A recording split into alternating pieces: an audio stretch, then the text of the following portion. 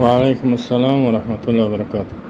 خب گفت جوانی است میخواد عروسی کنه ولی خودش یعنی احتمال زنا و گناه مزد اوجه در سری جوان، یعنی ازدواج فرض است دیگه با بالایش، اما در اینجا و فامیلی که تازه عروسی میکنه میگه که چی است، ساز بیار سرود بیار، چی کار کنه.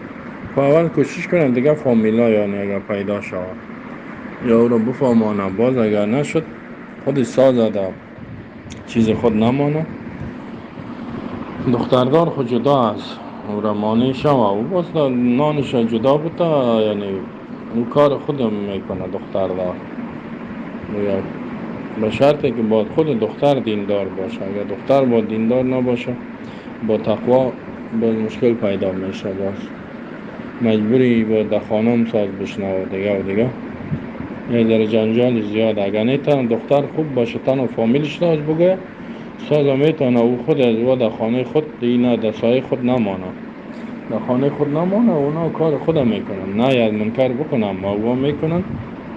این مکلفیت شمی است که نه یا بکنات از گناه بگه گناه است نکنن، یا که کنن در منطقه خودشون گناهگار میشه. یعنی اینجا گناه از سر امی بچه دور میشه یا سر امی داماد، در خانه خود ساز نمانه. یعنی تو راست خب دیگه الله امتحان یا خانواده خوب اول دعا بکن، الله نصیب میکنه، بعد اگر نشد میراش